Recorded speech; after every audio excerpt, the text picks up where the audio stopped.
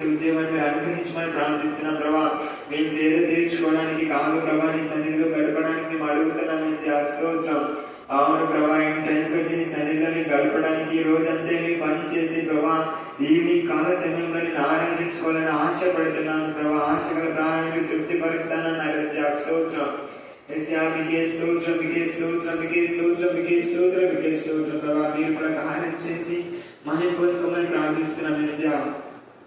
టీచర్ని జ్ఞాపకం చేసుకోమని ప్రార్థిస్తున్నాం ప్రభా. సేవను మీరు నిరాటంకంగా జరిగిస్తున్నారు, అన్ని బట్టి నీకు వందనాలు చెల్లిస్తున్నాం ఏసయ్యా. ఎవరు ఉన్నా ఎవరు లేకపోయినా తండ్రి ఏసయ్యా, గోడలకు తండ్రి ఏసయ్యా మీ ప్రభా ఈ కరుణాపీఠానికి మీ పాటలతోనూ మహిమతోనూ తండ్రి ఏసయ్యని ఆరాధిస్తున్నాం, నీకు వందనాలు చెల్లిస్తున్నాం ఏసయ్యా. మీరున్నారు ఏసయ్యా, మీరు మా మాటలు వినడానికి వచ్చారు ఏసయ్యా, అందుకు నీకు వందనాలు చెల్లిస్తున్నాం. నా స్తోత్రం, మీకే స్తోత్రం ఏసయ్యా. పంటల విషయంలో మీరు కార్యం చేసి మహిమ పొందుకోమని, ఎంతమంది అయితే పంటలు వేశారో ఆ పంటలను మీరు దర్శించమని ప్రార్థిస్తూ, చీడపురుగుల నుంచి విడిపించమని ప్రార్థిస్తూ, అవును ప్రభా నిరుడు నష్టాన్ని తండ్రి మీరు రెండంతలో మీరు ఆశీర్వదించమని ప్రార్థిస్తూ ప్రభా మమ్మల్ని ఆత్మ మీ చేతులకి సమర్పిస్తున్న శక్తి గల నామంలో ప్రార్థిస్తున్నాము పరమ తండ్రి.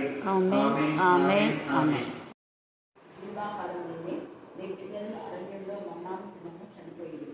దీనిని తినివాడు చావకున్నట్టు పరలోకం నుండి దిగి వచ్చిన ఆహారం ఇదే. పరలోకం నుండి దిగి వచ్చిన జీవాహారం నేనే. ఎవడైనట్టు ఈ ఆహారం భుజించితే వాడెల్లప్పుడూ జీవించును. మరియు నేను ఇచ్చు ఆహారం శరీరములకు జీవనకైనా నా శరీరమే అని నీతో నిశ్చయంగా చెప్పుచున్నాను. దేవుడు ఈ లేఖన భాగం దేవుడికి ఆశ్రయించుగాక. ఆమె ఆమె ఆమె. దేవుడు ఉచితమైన కృప చూసిన 15 వరకు దేవుడి జీవాన్ని ఇచ్చిన అంటే ప్రభు యొక్క జీవాహారం, నిజమైన జీవాహారం ఈ వాక్యమే. వాక్యం ఎంత చదువుతామో అంత జీవాన్ని దేవుడు నాకు అనుగ్రహిస్తాడు. ప్రారంభిస్తున్నాం. ప్రేమ నమ్మకం గల దేవతలలో తండ్రి మీ కృపా ఆదేశిస్తున్నాను. ప్రస్తుతమైన సన్నిధానంలో పొందిపడినటువంటి రక్తాన్ని బట్టి బంధాలు స్థుతులు చెల్లించుకుంటున్నాం. ప్రత్యేక విధులు దేవా జ్యోతి నా ప్రభనాథులను కలిగించి నామని రక్తం చూపించి దేవ నా ప్రభనాథులు వారిద్దరి జీవితం మీరు అద్భుత కార్యం చేసినట్లయితే దేవా వారి వివాహ జీవితంలో గుర్తుగా ఒక కుమారుడు కూడా మీరు ఇచ్చారు. జ్ఞానాత్మకత నింపి నీకు సాక్షిగా సాధనగా మీరు వాడుకోమని ప్రార్థిస్తున్నాం. కరుణాపీఠంలో దేవా ప్రార్థించిన ప్రతి బిడ్డ యొక్క దేవా వైవాహిక జీవితం మీరు ఆశ్రయించి మీరు ఇచ్చిన గర్భఫలాన్ని బట్టి మీకు వందనాలు చెల్లిస్తూ మరి ముఖ్యంగా నిశ్చితమైతే నా తల్లి దేవా డిఎస్సీలో ఎవరికి కావాల్సిన జాబ్ కూడా మీరు దాయి చేయండి. ఇద్దరి చరిత్రగా ఎవరికైనా ఒక్కరికైనా ఇంటికి ఉద్యోగం వచ్చేలాగా మీకు దాయి చేయండి. కుమారి జ్ఞానాత్మకత మీకు ఇవ్వండి, సాక్షిగా సాధనగా వాడుకోమని దేవాని యొక్క మెండైన దీవులతో నింపి పూర్ణ ఆరోగ్యం, పూర్ణ బలం, పూర్ణ శక్తి దయచేయమని ఏ స్నామని ప్రార్థిస్తున్నాం తండ్రి. ఆమేన్ ఆమేన్ ఆమేన్. పాదాలకు వేలాడుతున్న నడుచుకుంటూ మమ్మల్ని మీ పేరుగా ప్రేమిస్తున్నాం. గొప్ప దేవాన్ని ఇస్తున్నాం. రాజుల రాజ్యాన్ని తీసుకుంటున్నాం. డబ్బుల ప్రభావం తీసుకుంటున్నాం. అయ్యా ఉదయకాలం అంతా మళ్ళీ ఎంతగానో కాచి కాపాడిన దేవానికి ఇస్తున్నాం. మాకు ఇచ్చిన పని పాటలను మీరు ఎంతగానో కాచి కాపాడిన క్షేమంగా కరుణాపీఠంలో వేయించిన కానీ సహవాసం లేకుండా మమ్మల్ని అందరినీ చిన్న మందగా చేసిన విధానం పరిస్థితులు ప్రభానా తల్లి దేవా ఈ సమయం దొరకక ఎంతో మంది ప్రభావం కానీ మమ్మల్ని ప్రేమించి అయా మీరు ఎంతగానో మీ కృపను బట్టి మేము అందరినీ ఇక్కడ కూడుకొని తండ్రి తండ్రి అయా పాట పాడుతున్నా తండ్రి అయా నీకు నాకు తండ్రి మీరు మీకు మందులో మిమ్మల్ని అయా రక్షించమని వేడుకుంటున్నాం తండ్రి. మీకు స్తోత్రం. మాకు ఇచ్చిన అయా మా కుటుంబాలను జ్ఞాపకం చేసుకునేనా మాకు ఇచ్చిన తల్లిదండ్రులు అన్నదమ్ములకు కూడా రక్షణ కలగచేసుకోవాలి, తట్టు తిరగవలగా చేసుకోవా ప్రభు. మరి ఈ సమయంలో ఎక్కడెక్కడ నేను అనుకున్న ప్రార్థనలు జరుగుతున్నావో అక్కడంతా నీకు భయంకరంగా జరిగించండి. చేయడం బిడ్డలకు ఆశీర్వాదాన్ని జరిగించండి. అయా మా గ్రామాలకు అతను మా దేశాలకు మా దేశ నాయకులకు నేను రక్షణకరంగా జరిగించమని ప్రార్థన చేస్తున్నాం తండ్రి. మీకు స్తోత్రం. అవును ప్రభా నా తండ్రి దేవా మరి మాకు ఇచ్చిన ఆజ్ఞ కలిగినాక మరి వరకు స్తోత్రం చెల్లించుకుంటున్నా. అయ్యా బిడ్డకి ఇస్తున్న ఆరోగ్యాన్ని బట్టి వరకు స్తోత్రం. అయ్యా బిడ్డ ద్వారా మిమ్మల్ని అందరికీ ఎంతో మందిని ప్రభావ నడిపిస్తున్న దేవా అయా నీ మార్గంలోకి నడిపించే విధానం బట్టి వరకు స్తోత్రం తండ్రి. నేను కూడా నేను మరి నా తండ్రి అక్క ఏ విధంగా ఎలిగి మా వల్ల ఎలిగిస్తుందో వెలుగులోకి నడిపిస్తుందో ప్రభావ మేము కూడా నేను వెలిగి అనేక మందిని వెలుగులోకి నడిపించే వారిని ఇలా దీవించిన ఆశీర్వదించిన మా ఇల్లు శుద్ధ హృదయం దయచేత నీకే స్తోత్రమైన లోతైన మర్మాలను అతని మా కోసం మాకు తృప్తిపరిచే ఆహారం మాకు విరిచి పంచిపెడుతున్న దేవానికి స్తోత్రమైన మేమందరం వినగల చెవులు గ్రహించే మాకు దయచేయండి. విని విశ్వల వరంగా కాకుండా అయ్యా నా తండ్రి మీ వాక్యం మా హృదయంలో అయ్యా భద్రపరచుకుంటకు సహాయం చేయండి, మీ ఆజ్ఞలు పాటించుటకు సహాయం చేయండి తండ్రి. ప్రభావానికి స్తోత్రంలో మరి ఎంతమంది కూడా నేను అక్కడికి ప్రార్థన చేయమని చెప్తున్నారో వారందరికీ జ్ఞాపకం చేసుకున్నాను. వారందరికీ బలం శక్తి దయచేది అయ్యా, వాళ్ళ అవసరాలు తీర్చమని వేడుకున్నాం. కానీ మా జీవితంలో మేము ఎన్నో మేలు చేసిన గొప్ప దేవానికి స్తోత్రమున్నా అయ్యా. మేము ఏ రీతిగా ఉన్నామంటే కేవలం నీ కృపని దయ ప్రభా. మరి ఎంతోమంది ఎన్నెన్నో ఇక్కడెక్కడో ప్రార్థనలకు వెళ్ళినప్పటికీ నేను గ్రహింపు లేకుంటున్నారు ప్రభా. కానీ నా తల్లి మీరు నా తల్లి ఎంతగానో మాకు నేను మరి సహవాసం కొడుకులకు నడిపించి మరి ఆత్మీయ పాఠాలను తరకదారు నింపించి మమ్మల్ని ఎంతగానో నా తల్లి ప్రభా గ్రహింపు పొందుకునేలా అయ్యా మీ పరిశుద్ధాత్మతో నింపిన గొప్ప దేవానికి స్తుతులు స్తోత్రం తండ్రి. నేను అయ్యా మరి రాబడి వాళ్ళందరూ నడిపించండి ప్రభానికి స్తోత్రం తండ్రి. మేము ఏమాత్రం తొలగిపోకనైనా మా తొట్టిళ్లకు మమ్మల్ని కాపాడకుండా విశ్వాసంలో మరింత విశ్వాసం బద్ధంలో మా మందిరంలో ధరించమని ప్రార్థన చేసుకున్నాయా. అయ్యా మీకే స్తోత్రం. మరి నా తల్లి ఇక్కడ సహవాసంలోకి ఎంతమందితో వస్తున్నారో వారందరినీ కూడా దీవించండి, పేరు పేరు వస్తున్న దీవించండి, ఆశీర్వదించండి, అప్పటి ముందుకు తలపెట్టండి తల్లి. అప్పుడ వాక్యం బోధిస్తున్నాగా అప్పుడలో ఉన్న అయ్యా నా తల్లి పరిశుద్ధాత్మతో మాతో మాట్లాడుతున్న దేవానికి స్తుతులు స్తుతం. మీ మందరం మీద అయ్యా మీ వెలుగుతో నింపబడతకు మీ కృపా సహాయం తెచ్చమని మా కుటుంబాలను వెలుగుచుట. ప్రకటన 6వ అధ్యాయం 7-8 వచనం. ఆయన 4వ ముద్రను విప్పినప్పుడు రమ్ము అని 4వ జీవి చెప్పుట వింటిని. అప్పుడు నేను చూడగా ఇదిగో పాండుర వర్ణము గల ఒక గుర్రము కనబడెను. దాని మీద కూర్చున్న వాని పేరు మృత్యువు. పాతాళ లోకము వానిని వెంబడించింది. ఖడ్గము వలనను కరువు వలనను మరణము వలనను భూమిలో నుండి క్రూర మృగము వలనను భూనివాసులను చంపుటకు భూమి యొక్క 4వ భాగము పైన అధికారము మనకి ఇవ్వబడింది. దేవుడు నా తండ్రి నల్లటి గుర్రం నా ప్రభా అనేక మంది చీకట్లో వేదనలో రోదంలో దేవ నా ప్రభా మహా కరువులో ఎంతమంది బాధలు అనుభవించారో అని మేము చూసుకున్నాం తండ్రి. మరి యొక్క మా ప్రభా మా తండ్రి రాత్రి కాల సమయమందు పాండుర వర్ణం గల గుర్రమును అక్కడ మీరు ఉంచడానికి కారణం ఏంటో మేము తెలుసుకొని నీకే మహిమ ఘనత ప్రభావం చెల్లించడానికి మీకు దయచేయండి. మనిషి ఆత్మ అపవిత్రాత్మ నజరేసు నామమున గద్దించి పాతలుగా బంధించమని ప్రార్థిస్తున్నాం దేవా. మానవ తలపుడు పద్ధతులు దైవోపదేశమని బోధించే దుర్బోధ నుంచి ప్రతి బిడ్డను మీరు విడిపించమని ప్రార్థిస్తున్నాం. రాత్రి కాల సమయంలో వాక్య భాగంలోని అనేక విషయాలు నేను తెలుసుకునే జ్ఞానం మీరు మాకు కలగచ్చమని ప్రార్థిస్తున్నాం దేవా. మీ కుమారుని ద్వారా ప్రవక్త ద్వారా మీరు చెప్పిన లేఖన భాగం ఉన్నట్టుగా జరుగుతాయని భయపడి లోబడి దేవా జీవితాలు సర్దించుకునే జ్ఞానం కలగచ్చమని ప్రార్థిస్తున్నాం. ప్రత్యేక రీతిలో నా ప్రభా డిఎస్సి నా ప్రభా నా తండ్రి విడుదల అయిపోతుండగా మీకు మహిమకరమైన విధానంలో కష్టపడిన ప్రతి బిడ్డకు నజరేసిన ఘనమైన విషయాన్ని నా తండ్రి కనీసం మా తండ్రి దేవ వారింట్లో ఒక్కరికైనా ఉద్యోగం లేనప్పుడు మీరే కృపదాయించమని ప్రార్థిస్తున్నాం. అలాగనే గర్భిణీ స్త్రీలందరూ మీరు కనికరించండి. మేరీని బట్టి నా ప్రభ నా తండ్రి దీవెని బట్టి జ్యోతిని బట్టి దేవ నా ప్రభ నా తండ్రి మీకు వందనాలు చెల్లిస్తున్న తండ్రి ప్రశాంతిని బట్టి నా తండ్రి క్షమ రాకం చేసుకుని సుఖమైన ప్రశ్న మీకు ఇస్తున్నారు అందుకు వందనాలు చెల్లిస్తున్నాం. ప్రత్యేక రీతిలో మా తండ్రి డాక్టర్ ప్రశాంతి మరి కుమారుడు నా ప్రభ నా తండ్రి మీ నామంలో మీ రక్తంలో సరైన సారైన సాయం మీరు దయచేయండి. చూసాం దేవా మీకే స్తోత్రం మీకే స్తోత్రం మీకే స్తోత్రం మీకే స్తోత్రం మీకే స్తోత్రం మీకే స్తోత్రం. ఇప్పుడు వచ్చిన ప్రపోజల్ మీకు ఇష్టమైతే ఆ ప్రపోజల్ మీరు ఫిక్స్ చేయమని ప్రార్థిస్తున్నాం. మనుషాత్మ పవిత్రాత్మ ఏ స్థానంలో గద్దించే పాత్రగా బంధించమని ప్రార్థిస్తున్నాం దేవా. ప్రతి దైవజనుడు మీ జ్ఞానం వివేకం దాయించమని ప్రార్థిస్తున్నాం. దైవజనులు అయిన వారు నా ప్రభావం స్త్రీల విషయంలో జాగ్రత్తగా ఉండటానికి మీ కృప దాయించేది. మీ లేఖన భాగంలో ఏం చెప్పారో అది మేము మాత్రమే దేవా నా ప్రభావం పాటించగల జ్ఞానం కలగొచ్చమని ప్రార్థిస్తున్నాం. దుష్ట శక్తులని కూడా లయపరచమని ప్రార్థిస్తున్నాం. మీకే స్తోత్రం. దైవజనులు మీ మాట వినాలే కానీ నా ప్రభ నా తండ్రి దేవా సంఘాన్ని చెడగొట్టే వాళ్ళ మాటలు వినే నేచర్ నుంచి విడిపించమని ప్రార్థిస్తున్నాం. లోకస్ ఏంటంటే పాండుర వర్ణం గల గుర్రం. ఏంటి చెప్పండి, మళ్ళీ చెప్పండి, మళ్ళీ చెప్పండి. కొన్ని రంగులు వాక్యంలో ప్రతిదీ మన యొక్క బైబిల్లో ఉంది. ఆదికాండం నుంచి ప్రకటన వరకు మనం చదివితే ప్రతిది కూడా తండ్రి అయిన దేవుడు గ్రంథాలలో లిఖించబడి రాశాడు. యేసు ప్రభుల వారి యొక్క మరి ఆయన వస్త్రాలు కూడా చూస్తే రక్తంలో ముంచబడిన వస్త్రం అని చెప్పి ప్రకటన 19లో రాయబడి ఉంటుంది. చూడండి, ప్రకటన 19వ అధ్యాయము రక్తంలో ముంచబడిన వస్త్రము అని ఉంటుంది. చదవండి, 19:13. చూడండి, రక్తంలో ముంచబడిన వస్త్రము ఆయన ధరించుకొని ఉన్నాడు. ఇక్కడ రక్తము అంటే ఎరుపు అని మనం చూసుకున్నాం. మరి రక్తంలో ముంచబడిన వస్త్రం ఆయన ఎందుకు ధరించుకున్నాడు చెప్పండి, చెప్పాలి. అనేకుల పాపములు ఆయన పైన పన్నయ్యి అని ఒకదానికి అర్థము. రెండవది, మానవుని యొక్క పాపము రక్తం వలె కెంపు వలె ఎర్రగా ఉన్న యేసయ్య యొక్క రక్తము, ఎర్రటి రక్తంలో వాడి రక్తంని కడిగి శుద్ధి చేస్తాడనే దానికి అర్థం. క్రీస్తు రక్తంలో అవి శుద్ధి చేయబడతాయి. ఆయన వస్త్రములు ధరించాడంటే మానవుడి యొక్క పాపములన్నీ ఆయన భరించాడు అని చెప్పడానికి.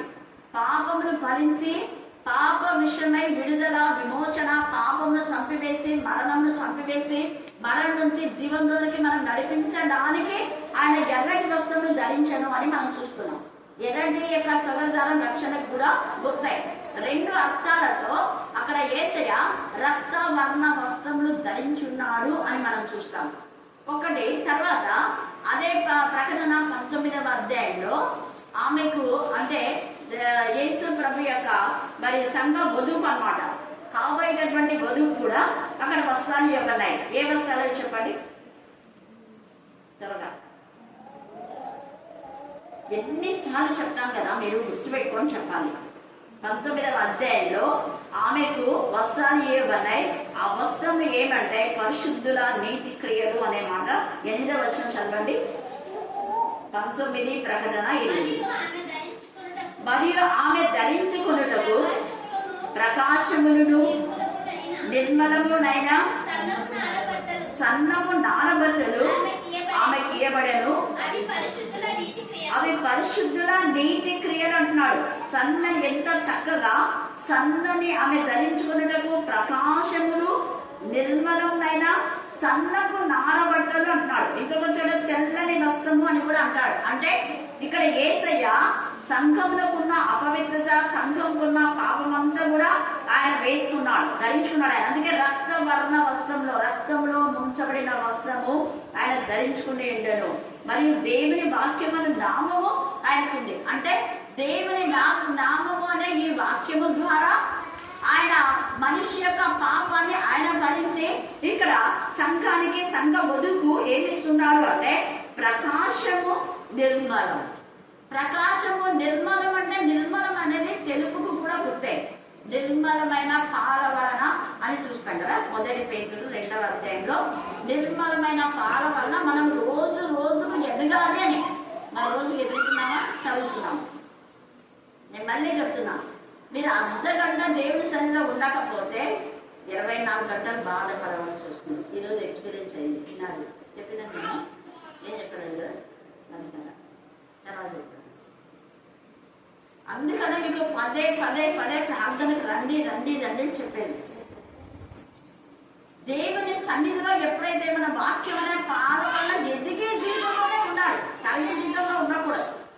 అప్పుడు మన పాపంలో ఎర్రగా ఉన్నా, ఎంత భయంకరంగా ఉన్నా, ఆ పాపం నుంచి మనం విడుదల పొందలేకపోయినా యేసయ్య మన శుద్ధి చేసి ప్రకాశమైన నిర్మలమైనటువంటి పరిశుద్ధమైన జీవితం దేవుడు మనకి ఇస్తారు. ఆ పరిశుద్ధమైన జీవితమే తెల్లని వస్త్రాలు అన్నమాట.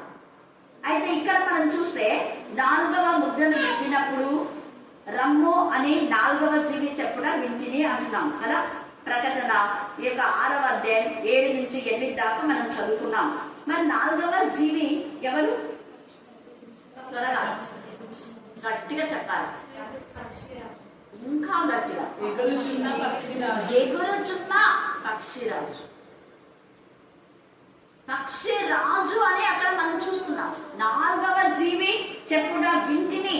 ఆ 4వ జీవి ఏ విధానంలో ఉంది అంటే అక్కడ మనం ప్రతి జీవి గురించి చూసుకున్నాం కదా. సింహం గురించి చూసుకున్నాం, ఎద్దు గురించి చూసుకున్నాం, మనిషి గురించి చూసుకున్నాం. ఇంకా 4వ జీవి పక్షిరాజు. ముఖము అంటే ముఖము అనే మాట మనం చూస్తున్నాం. ఈ పక్షిరాజు ఎప్పుడు ఏం చేస్తుందంటే ఎగురుతూ ఉంటుంది. అది ఎట్లా ఎగురుతుంది? పైకి ఎగురుతాడు. తర్వాత పక్షి రాజు పరిశుద్ధాత్మ కూడా గుర్తే, కావడములకు గుర్తు, తెల్లటి దానికి కూడా గుర్తే. అయితే ఈ పక్షి రాజు పైకి ఎగిరేటటువంటి ఈ పక్షి రాజు రమ్ము అని ఒక దూతను పిలుస్తా ఉంది. ఆ దూత పాండుర వర్ణం గల గుర్రం ఎక్కి వస్తున్నాడు. ఈ నలుగురు దూతలే, యేసు ప్రభుని కాదు ఇక్కడ, నలుగురు దూతలు ఈ 4 గుర్రాలను ఎక్కి వస్తున్నారు. పాండుర వర్ణం అంటే అది ఒక విధమైన, అంటే లైట్ పింక్ అని కూడా, పాల్ రోజు అని కూడా మనం చెప్తుంటాం. ఒక విధమైనటువంటి అంటే 2 రకాలైనటువంటి రకములు కలిగినటువంటి, ఒకటే రంగు కాదు, ఇవన్నీ ఒక రంగు. ఈ పాండుర వర్ణం అంటే నిశ్చితమైనటువంటి రంగు కలిగినటువంటిది. అందుకే ఈ పాండుర వర్ణము కలిగినటువంటి ఈ యొక్క గుర్రం ఎందుకు వస్తుంది అంటే, దేవునికి విరోధంగా సగం లోకం సగం దేవుడు అనే పరిస్థితిలో డబల్ గేమ్ ఆడుతుంటారు చూడు. మనం చూస్తే సామెతలు 11:1 దొంగ త్రాసు యెహోవాకు హేయం. దొంగ త్రాసు దేవునికి హేయం. పైకి భక్తి కలిగి దాని శక్తిని ఆశ్రయించని వారుగా ఎవరైతే ఉంటారో, నురువెచ్చని స్థితిలో ఎవరైతే ఉంటారో వాళ్ళు భూమి వేయ నిర్దేశించుతున్నానని చెప్పారు. కాబట్టి ఆ భూమి వేయబడే జీవితంలో భయభక్తి లేకుండా సగం లోకం సగం దేవుడు అనే పరిస్థితిలో ఉండే వారికి అందరికీ శిక్ష వస్తుంది. అది అక్కడ. అందుకనే ఆ గుర్రము 2 విధాలైనటువంటి రంగు కలిగి ఉంటుంది, నిశ్చితమైనటువంటి రంగు అది. అక్కడ జనములను కొట్టుటగా, ఏ జనములను కొడుతుంది అంటే సగం దేవుడు సగం లోకం అనుకునేటువంటి వాళ్ళను కొడుతూ ఉంది. అందుకనే ఆయన క్షమించండి, అక్కడ చూడండి, అప్పుడు నేను చూడగా ఇదిగో పాండుర వర్ణం గల ఒక గుర్రం కనబడి, దాని మీద కూర్చున్న వారి పేరు ఏమంట? మృత్యు. అని చెప్పండి, మళ్ళీ చెప్పాలి. జనములను కొట్టడానికి, ఏ జనములు వాళ్ళు అంటే దేవుడికి విరోధమైనటువంటి వాళ్ళు, వాళ్ళని కొట్టడానికి మృత్యు అంటే మరణం, అంతే కదా? మృత్యు అంటే మరణం.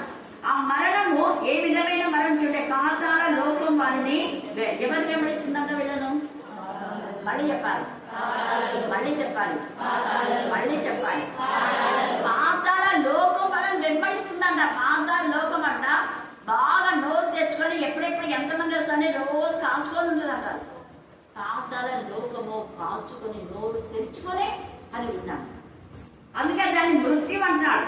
ఎంత మంది వేసినా అది ఆ పోతూనే ఉంటుంది, అది నిండదు. అది పాతాళ లోకము వారిని వెంబడించను, ఖడ్గము వలన కొంతమంది చంపబడుతున్నారు. చూడండి, మానసికంగా ఖడ్గం వలన అనే మాటలో 2 అర్థాలు ఉన్నాయి. మాటల ద్వారా చంపబడిన నిజంగా ఖడ్గం, కత్తి బట్టి అనుకోండి, కత్తి పట్టిన వాడు కత్తి పట్టిన వాడితోనే మళ్ళీ చంపబడతారు. ఎవరు కత్తితో చంపుతారో మళ్ళీ వాడిని కూడా కత్తితోనే, అంటే ఆ కంటికి కన్ను అనే రేంజ్లో అనమాట. అలాగా ఖడ్గం వల్ల ఒకరికి ఒకడు ఇప్పుడు అదే జరుగుతుంది. ఎవరు పడితే వాళ్ళు పొడచడం అదే జరుగుతుంది. ఎక్కడ చూడు దౌర్జన్యాలు, మారణకాండ జరుగుతూ ఉంది. అందుకే ఖడ్గము వలనను మళ్ళా తనలో కొంతమంది కరువు, ఈ కరువు అనే మాట ఒకవేళ సమృద్ధిగా ఉండి కూడా అనారోగ్యంతో ఉండి ఆహారం తినలేని వాళ్ళు కూడా కొంతమంది ఉన్నారు. అలాగా మహాకరువు, ఇంకా రానున్న జీవితంలో ఇంకా భయంకరమైన కరువు. అప్పుడు ఇక్కడ పైన మనం చూసినాం, దేనారములకు 3 సేళ్ల ఎవరనియు నూనెను ద్రాక్షరసంను పాడు చేయవద్దు అని మనం చూసాం. అది అక్కడ కూడా కరువుకు సంబంధించిందే ఉంది.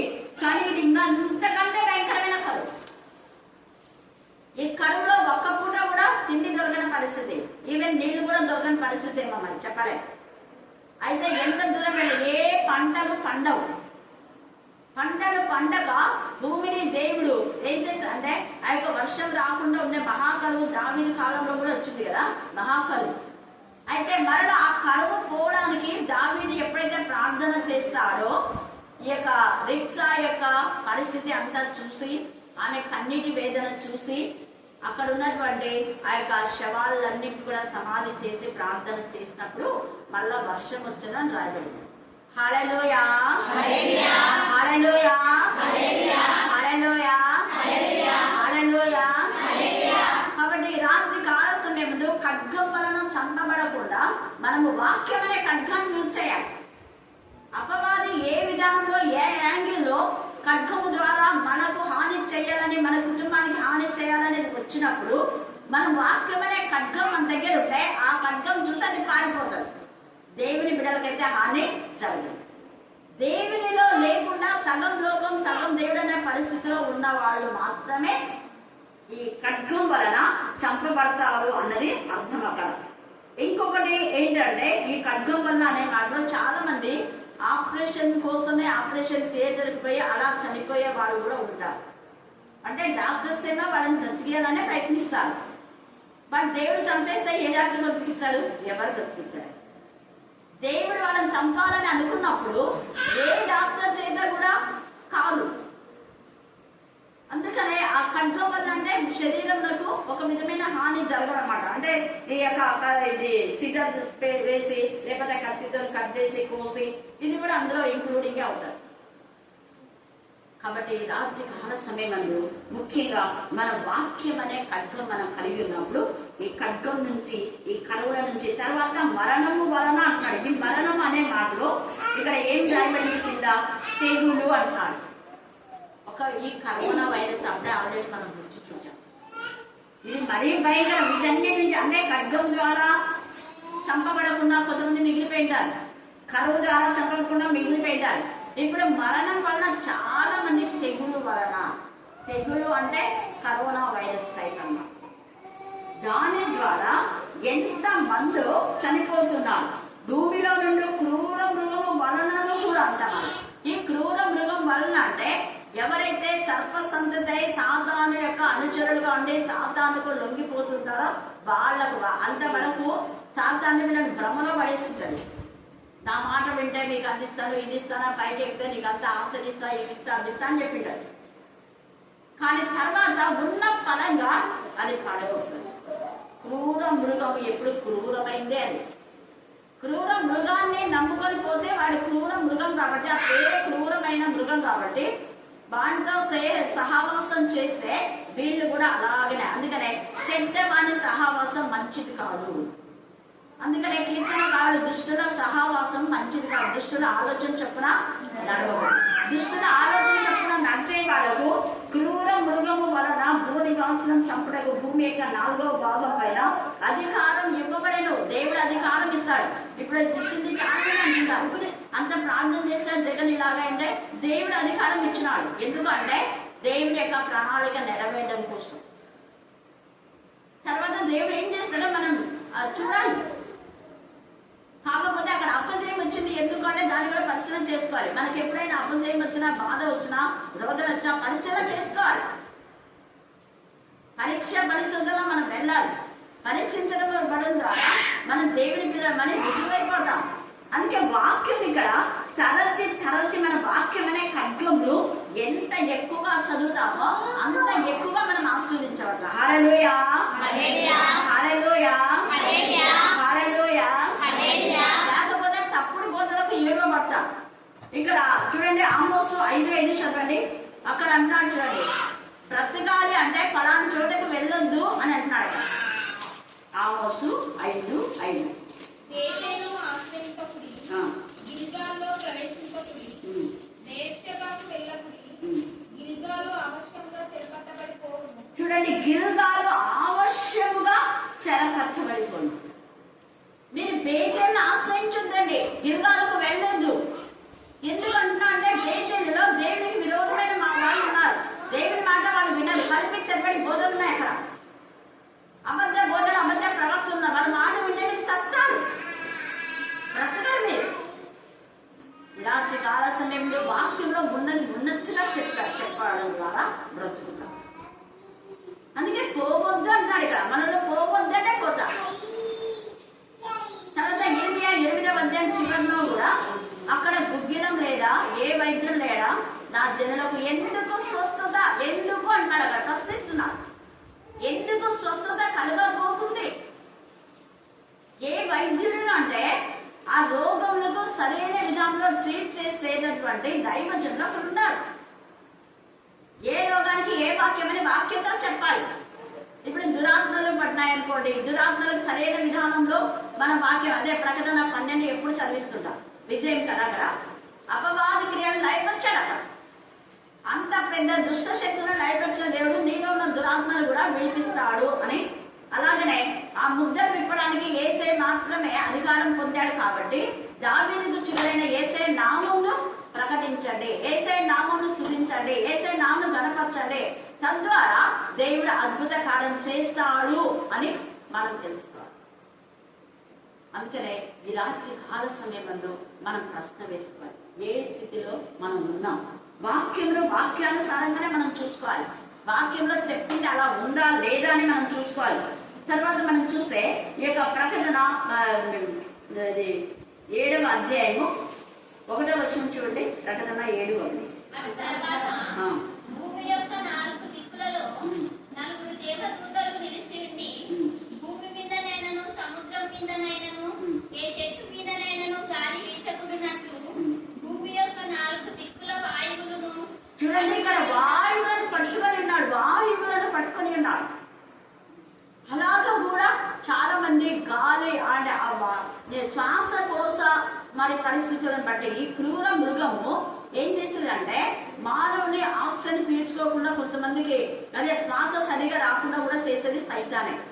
అందుకే వాక్యం ఎక్కువ చదవాలంటున్నాను. వాక్యం అనే పరిమళ వాసన మన ముక్కు పుటల్లోకి వెళ్ళినప్పుడు ఆక్సిజన్ శ్వాసకోశాలు అవి ఎంత అవే ఏమైపోతాయి, సరైన బ్రీతింగ్ మనకు వస్తుంది. హల్లెలూయా, హల్లెలూయా, హల్లెలూయా.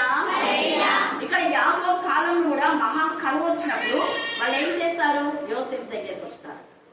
అక్కడ కూడా భయంకరమైన కరువు, కరువులో చనిపోతామేమో అని యోసేపు వాళ్ళ కరువునంతని కూడా తీసివేయడానికి దేవుడు పరిశుద్ధాత్మ పక్షి రాజులాగా అక్కడ యోసేపు ఏం చేశాడు, రోజు రోజుకు ఎదుగుతాడు. 7 సంవత్సరంలో మంచి పంటలు పండుతాయి. దేవుని వాక్యంలో ఎవరైతే ఉంటారో వాళ్ళ నానాటికి దేవుడు అభివృద్ధి చేస్తాడే కానీ తగ్గిపోయే స్థితికి తీసుకురాడు. తర్వాత వాళ్ళు ఆశీర్వదించబడమే కాకుండా వేరే ఆశీర్వదించబడడానికి దేవుడు కృప చూపిస్తాడు. వాళ్ళు చనిపోకుండా వేరే వాళ్ళు చనిపోకుండా దేవుడు శక్తినిస్తాడు. అయితే ఎవరైతే దేవుని బిడ్డలను ఆశ్రయించకుండా ఈ లోకస్తులను ఆశ్రయిస్తారో, దేవునికి విరోధమైన వాళ్ళతో సహవాసం చేస్తే వాళ్ళ బ్రతుకులు కూడా ఇలాగే. మనం దేవుని నామమును కనపరిచే వారంగా మనం ఉన్నాం. ఎంత జాగ్రత్తగా మన యొక్క జీవితాలు మనం కట్టుకునే వారం వాళ్ళు. అందుకని పరిశుద్ధాత్మ ఎంతో అవసరం. పరిశుద్ధాత్మ తన అడుగు వారికి ఎంతో నిశ్చయంగా దయచేయడం అంటాడు. ఆ పరిశుద్ధాత్మకు వ్యతిరేకంగా మనం ఏది చేయకూడదు, ఏది మాట్లాడకూడదు. వాక్యంలో ఒక పొల్లు కలవకూడదు. చెప్పండి మీరే, అంటే చెప్పండి అందరు. ఒక పొల్లు కలపకూడదు, తీసేయకూడదు అని ఉంది కదా. మరి మొదటి కొరింథీ 11వ అధ్యాయం 15వ వచనం అందరు కంటెస్ట్ చేసి చూపించండి. ముఖ్యంగా షారోన్ చూపించాలి కంటెస్ట్ చేసి. ఎందుకంటే ఊరికి ఎవరైనా ముసుగేసుకుంటే వేసుకోవడం కాదు, అది మనకి ఇష్టమైతే వేసుకోవచ్చు. అక్కడ ఏముందో చూడండి, గట్టిగా చదవండి. స్త్రీకి తల వెంట్రుకలు బయట చెంగుగా ఇయ్యబడెను. అందరు చెప్పండి, స్త్రీకి గట్టి చెప్పండి, స్త్రీకి తల వెంట్రుకలు బయట చెంగుగా ఇవ్వబడెను. బయట చెంగు అనేది చీర చెంగు అంటారు. చెప్పండి ఏమంది బయట చెంగు. ఏమి బయట చెంగు అంటే ఈ వెంట్రుకలే. ఆ అధ్యాయం అంతా వెంట్రుకల గురించి రాయబడింది. స్త్రీ అయితే వెంట్రుకలు పెంచుకోవాలని. అప్పుడు ఎందుకు అపోస్తలైన పౌలు అది చెప్పాడు అంటే పరిసరాలను బట్టి. అక్కడ వాళ్ళు చాలా మంది అపోస్తలైన పౌలు కూడా వెంట్రుకలు పెంచుకొని నాకు మొక్కుబడి ఉన్నది కాబట్టి నేను కెంకేకి వెళ్ళి నా యొక్క వెంట్రుకలను కత్తిరించుకొని వస్తాను అని చెప్పాడు అక్కడ. అప్పట్లో చాలా మంది మొక్కుబడి చేసుకొని గుండు చేయించుకుంటుంటారు. అప్పటి నుంచి ఇప్పుడు కూడా ఉంది. తిరుపతి గుడికి వెళ్తున్నారా లేదా? వెళ్తున్నారు. అప్పటి నుంచి అదే సంప్రదాయమే. అలాగా చాలా మంది గుళ్ళు చేయించుకుంటూ ఉంటే అప్పుడు మరి పౌలు రాస్తాడు, అలాగా స్త్రీ వెంట్రుకలు కత్తిరించుకోకూడదు. ఒకవేళ పురుషులైతే కత్తిరించుకున్నా పర్వాలేదు, స్త్రీకి అది ఘనంగా ఉంది రాస్తాడా. స్త్రీకి అది ఘనం అని ఉందా? వెంట్రుకలు ఘనం, ఈ చీర కాదు. ఇలాగా చీర పెట్టుకోండి అని అంటే వెంటనే మీరు చూపించాలి ఈ వాక్యం. ఈ చీరలో లేదు భక్తి. అందుకనే యేసయ్య ఏమన్నాడు, మీ తల వెంట్రుకలో ఒక వెంట్రుకైనా కూడా ఏమైతుంది, రాలదు అన్నాడు. తర్వాత మగ్దలేనే మరియు కూడా యేసు ప్రభుల వారికి ఆ యొక్క అత్తరు తలపైన పోసి లేదా పాదముల పైన పోసి అవంతా దిగదారితే ఆమె ఏమిటితో కూర్చుంది, గట్టిగా చెప్పాలా? మళ్ళీ చెప్పండి. ఎవరైనా ఏదైనా తుడిచేది వస్త్రాలతో తుడుస్తారు కదా, కానీ వెంట్రుకలతో తుడిచింది. అది కూడా బ్రేక్ చేసుకొని ఇక్కడ రాశాడు పౌలు. అందుకే అదంతా వెంట్రుకల గురించే ఉంది, కానీ ముసుగుల గురించి లేదు అక్కడ. తర్వాత మనం చూస్తే అదే 1 కొరింథీ 3వ అధ్యాయము, 1 కొరింథీ 3వ అధ్యాయంలో కూడా ఒక చక్కటి మాట ఉంది చూడండి. అక్కడ 15, 18 చదవండి. 3వ అధ్యాయం, 2 కొరింథీ 3:15. 2 కొరింథీ 3వ అధ్యాయం. నేటి వరకు మోసే గ్రంథము వాడు చదువునప్పుడెల్లా ముసుగు వారి హృదయముల మీద ఉన్నది, కానీ వారి హృదయం ఎవరి హృదయం అంటే ఎవరైతే ప్రభు వైపు హృదయం తిప్పబడుతుంది అప్పుడు ఏమైందంటే ముసుగు అందరూ చెప్పండి. గట్టిగా ముసుగు వేసుకోమన్నాడా, తీసివేసినాడా? ముసుగు తీసివేయబడింది. నేను అందుకే నిన్న ఈ లేఖన భాగాలని కోట్ చేసి మనలో పంపించి చూపించండి అని చెప్పిన. ముసుగు తీసివేయబడింది అని రాయబడింది అక్కడ. తర్వాత యెషయా 25లో కూడా ఆ మాట ఉంది. ఆ ముసుగు ముఖం మీద ఉన్నటువంటి ముసుగు దేవుడు తీసివేస్తాడు. ప్రతి వారి బాస్లో బిందును కూడా ఆయన తుడిచేసే దేవుడు అని రాయబడింది. యేసు ఎందుకు అంటే గలతీ మనం చూస్తే 3వ అధ్యాయం 27 నుంచి చూస్తే క్రీస్తును ధరించుకున్నాం మనం. యేసు ప్రభువే మనకు శిరస్సు కదా, అవునా కదా? అందరు నమ్ముతారా యేసు ప్రభు శిరస్సు అయినాడని? నమ్ముతారా లేదా? మీకు అందరికి యేసు ప్రభు శిరస్సా? మరి శిరస్సు అయిన యేసు ప్రభు శిరస్సు అయినప్పుడు శిరస్సుకి ఏమైనా ముసుకేస్తాడా? చెప్పండి. అది ఇష్టమైతే వేసుకోండి. ఒక్కటి వాక్యం ఏంటంటే మన ఒళ్ళు కనపడకుండా కప్పుకోవడం, అంతేగాని ఇప్పుడు చాలా మంది మనం చూస్తే తల మీద ముసుకేసుకుంటారు. ఎట్లాంటివి? పల్చటివి, మొత్తం ఇదంతా కనపడుతుంటారు. అదంతా ఇచ్చేసింటారు. వెనకాల సగం బ్లౌజ్ ఉంటుంది, సగం విప్పులు, అదంతా కనపడుతుంటారు. మళ్ళీ కొంతమంది ఇదేదో పిండి పెట్టింటారు, ఇట్లా పెట్టింటారు. ఇంకా ముసుకాలి ఎందుకు చేయాలి? ఏదో పిండి పెట్టింటారు. అంత టైం ఉంటుందా మనకు? వాక్యం చెప్పే వాళ్ళకి ఇందులో పిల్లలు ఆడపిల్లలు ఉంటుంది, అంత టైం. ఇంకా కొంతమంది వేసుకుంటుంటారు, దాని మీదనే ఉంటుంది వాళ్ళ ధ్యాస. పడిపోతే వాక్యం చెప్తానే మళ్ళీ ఇలా, వాక్యం చెప్తానే మళ్ళీ ఇలా. ఏంటది? మనం ఆలోచించాలి. అలాగ పక్క పెట్టేస్తే ప్రసంగిలో ఎంత తేటగా 9వ అధ్యాయంలో ఏమని రాయడంటే ఎల్లప్పుడూ నేను తెల్లని వస్త్రాలు ధరించు అని చెప్పినారు. మరి ముసుగు వేసుకోండి అని చెప్పిన వాళ్ళు తెల్లటి వస్త్రాలు వేసుకోరు కదా. నాకు నేను అయిపోతే నేనేదో అంటుండే ముందు మీరు తెల్లని వస్త్రాలు వేసుకొని మనం ముసుగుమని చెప్పండి అని చెప్పి. ఎల్లప్పుడూ తెల్లని వస్త్రాలే వేసుకోండి, తర్వాత మీ తలకు నూనె తక్కువ చేయొద్దు అని కూడా రాయబడింది. మీరు ప్రసంగిలో పేదగా మీరు చదవండి, చాలా చాలా విషయాలు ఉన్నాయి ప్రసంగి గ్రంథంలో. పరిశుద్ధాత్మ దేవుడు అనేక విషయాలు మనతో మాట్లాడతారు. అందుకే మనం వాక్యము ఏదో సగం చదివి ఎవరో ఏదో చెప్పారని చేయడం కాదు. వాక్యంలో ఏమని రాయబడిందంటే దేవదూతలు వచ్చి చెప్పినా కూడా మనం ఏం చేయకూడదన్నా చెప్పండి. దేవదూతలు వచ్చి చెప్పినా కూడా మనం ఏం చేయకూడదు. వాక్యంలో లేనివి చెప్తే చెయ్యకూడదు ఆ పని. మనం చెప్పినా కూడా చేయకూడదు. వాక్యంలో ఇది ఉందా లేదా అని మనం చూడాలి, అంతే. అలాగనే మనకి ఇంకొకటి ఏమైనా ఉంది అంటే ఇప్పుడు 1 తిమోతి 2వ అధ్యాయంలో స్త్రీ అనుకువగా ఉండాలి అని రాయబడింది కదా. అంటే బాహ్య అలంకరంగా ఉండగా హృదయ శుద్ధి అనేది ఉంది అక్కడ.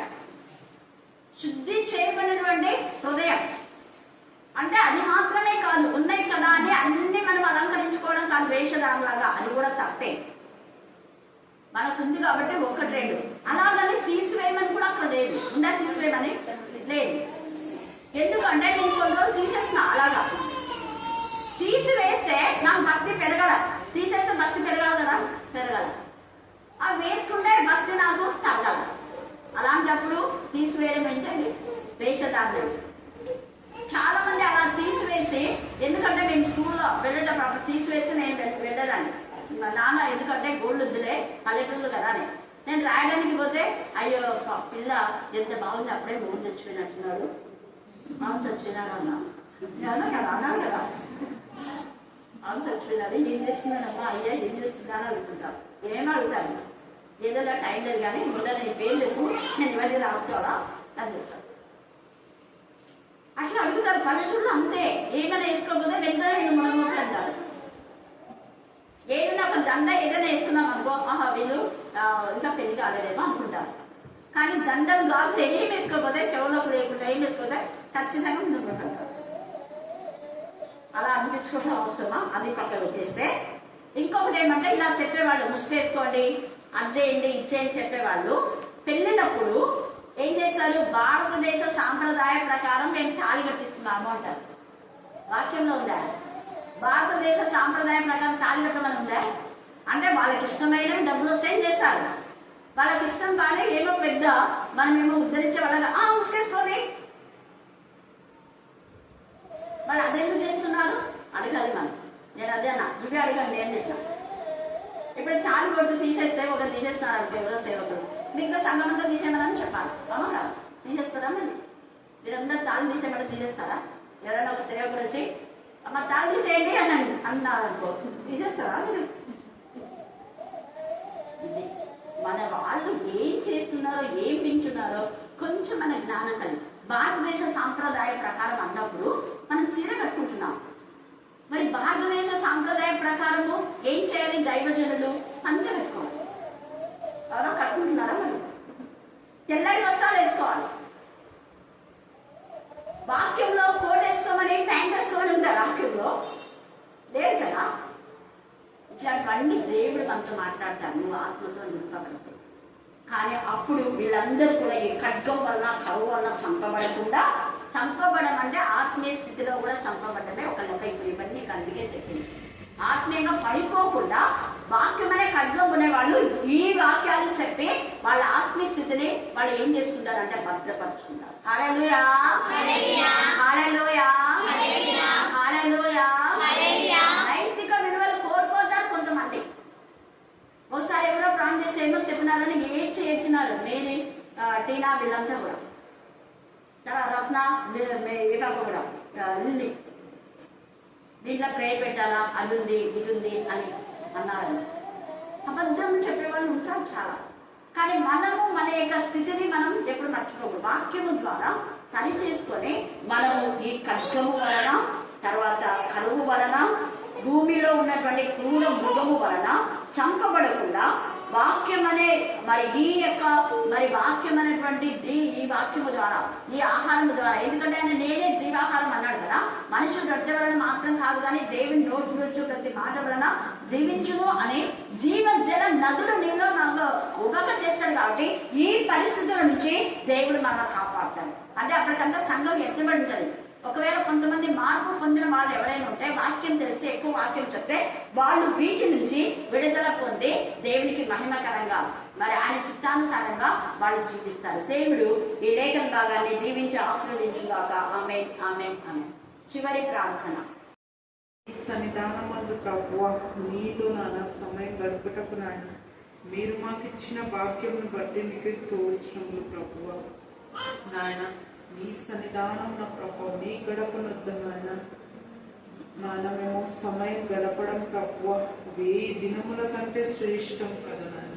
అది ఒక్క దినమైనా సరే ప్రభు నాయన, అట్టి జ్ఞానమును మాకందరికీ కలుగచేయమని ప్రార్థిస్తున్నాం. ప్రతి బిడ్డ హృదయమును ప్రేరేపణ చేయమని ప్రార్థిస్తున్నాం ప్రభువా. నాయన ఆసక్తి కలిగి నాయన మేము రావడానికి సహాయం చేయండి. నీ దేవుడిని యెహోవాను బహు జాగ్రత్త పడి ప్రేమించుటకు నేర్చుకుని నేను వాక్యం సెలవిచ్చినట్టుగా ప్రభువా, మిమ్మల్ని ప్రేమించడం అంటే ప్రభు మీ ఆజ్ఞలను గైకొనడం ప్రభువా, మీ చిత్త ప్రకారం బ్రతకడం కదా ప్రభువా. అలాగ జీవించడానికి నాయన మాకు నేర్పించమని ప్రార్థిస్తున్నాం తండ్రి. నాయన నాయన మినిస్ట్రీని మీరు దీవించినందుకు స్తోత్రములు ప్రభు. అక్కను కూడా ఆశీర్వదించండి, దీవించండి ప్రభు. నాయన అక్క నోటి నుంచి బయలువెళ్ళి ప్రతి మాట నాయన మీరు పంపిన వాక్కు ప్రభు, ప్రతి హృదయంలో నాయన కార్యములు చేయమని ప్రార్థిస్తున్నాం తండ్రి. ఇక్కడికి వచ్చే ప్రతి బిడ్డను నాయన మీరు నాయన ఆశీర్వదించి దీవించండి ప్రభు. వారి బాధ వేదనను ఎరిగిన తండ్రివి నాయన. ఏ బిడ్డ ఏ సమస్యతో ఉందో ప్రభువా ఆ బిడ్డ సమస్య నుంచి విడుదలను కలిగించమని ప్రార్థిస్తున్నాం తండ్రి. మీ సన్నిధిలో మీ సాక్షి బిడ్డగా నిలవబెట్టుకోమని ప్రార్థిస్తున్నాం తండ్రి. ఎంత మంది నాయన ప్రెగ్నెంట్ లేడీస్ ఉన్నారు ప్రభువా, బాలింతలు ఉన్నారు ప్రభా, విధవరాలు ఉన్నారు ప్రభా, వృద్ధాప్యంలో ఉన్న బిడ్డలు ఉన్నారు ప్రభు, హాస్పిటల్ ఉన్న వాళ్ళు ఉన్నారు ప్రభు. ప్రతి బిడ్డని జ్ఞాపకం చేసుకోండి నాయన. వారికి కావలసిన సహాయమును మీరు అందించమని ప్రార్థిస్తున్నాం తండ్రి. నాయన నాడు ఇశ్రాయేలీయులు ప్రభువా నాయన యుద్ధం చేయనప్పుడు ప్రభువా వారు మీరు ఊరికే నిలిచి చూడుడి, యెహోవా మీ పక్షంలో యుద్ధం చేయనన్నట్టుగా ప్రభువా వారు యుద్ధం చేయలేదు ప్రభువా. మీ బాహువే నాయన యుద్ధం చేసి గెలిపించింది ప్రభువా. మా పక్షమున మీరు ఉండగా ప్రభువా మాకు విరోధి ఎవ్వరు లేరు ప్రభువా. మీ పాదములకు స్తోత్రములు ప్రభువా. మీరే మా పక్షమున వ్యాజ్యమాడు వాడవైనందుకు మీకే స్తోత్రములు ప్రభువా. నాయన మా పక్షమున నాయన విజ్ఞాపన చేయు ఆత్మగా ఉన్నందుకు మీకే స్తోత్రములు నాయన. ఎంతమంది బిడ్డలు ఆత్మలు నలిగిపోతున్నారో ప్రభు, ఎంతమంది వేదనతో ఉన్నారు నాయన. వారి సమస్యలేమో తెలియదు ప్రభు, కానీ వేదనతో ఉన్నారు ప్రభు, బాధతో కన్నీటితో ఉన్నారు ప్రభు. వారి కన్నీటిని తుడవమని ప్రార్థిస్తున్నాం ప్రభు. మీరు సంతోషమీయగా ప్రభు, దాన్ని దోచుకొని వారు ఎవ్వరు లేరు ప్రభు. మీరు వారికి కావలసిన ఈవులనీయగా నాయన తీసివేయి వారు ఎవ్వరు లేరు ప్రభు. నాయన మీ నోటి నుంచి వచ్చు మాట నాయన బహుబలముగా ఉండును కదా ప్రభు. ఆకాశము నుండి నాయన వర్షము మంచు నాయన వచ్చి భూమిని